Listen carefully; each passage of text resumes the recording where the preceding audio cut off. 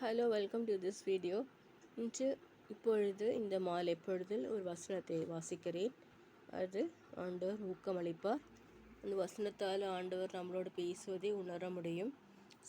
ரோமர் 8:28 எல்லாருக்கும் தெரிந்த வசனம்.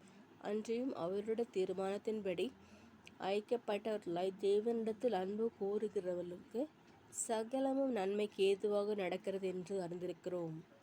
என் வாழ்க்கையிலும் அநேக போராட்டங்கள், தோல்விகள், சஞ்சலங்கள், மனுஷருடைய நிந்தனைகள், ஃப்ரெண்ட்ஸுன்னு சொல்லுவாங்க, ஆனால் அவர்கள் ஃப்ரெண்ட்ஸ் கிடையாது, எனிமீஸ்.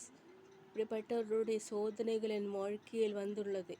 ஆனால் நான் பயப்படவில்லை. எனக்காக ஒரு டீச்சர் சொன்னாங்க, இந்த வசனத்தை சொன்னாங்க, நீ வசனத்தை வாசிமா, இந்த வசனம் உனக்கு தான் சொன்னாங்க அந்த டீச்சர்.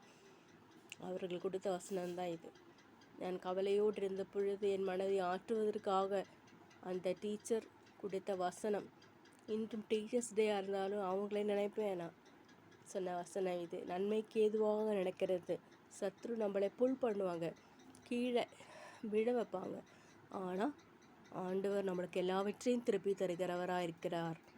கர்த்தர் எல்லாம் திரும்பி தருவார். நாம் ஜெபிக்கும் பொழுது கர்த்தர் அதற்கான பதிலை கொண்டு வருவார். முக்கியமாக எப்படின்னா, நம்ம ஜெபிக்கும்போது நம்மளுக்கு எல்லாமே கிடைக்கவில்லை என்று சோர்ந்து போகிறோம். ஆனால் ஆண்டவர் சொல்கிறாரு, உனக்கு திரும்பி தருவேன், திரும்ப அளிப்பேன், எல்லாவற்றையும் புதிதாக்குவேன் என்று ஆண்டவர் சொல்கிறாரு. நன்மைக்கு ஏதுவாக நடக்கிறது எல்லாம் ஆண்டவர் திரும்பி தருவார். புல் பண்ணுகிற காரியங்கள் பிசாசு நம்மளை தாழ்த்த நினைப்பாங்க.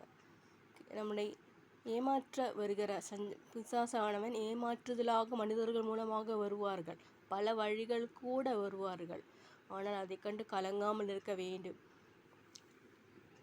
இந்த நாட்களில் இயேசுவானவரை தியானிப்போமாக. நம்மளுக்கு உலகத்தில் ஒன்றுமில்லை, கர்த்தருடைய வசனம்தான் நம்மளை நிலைநாட்டும்.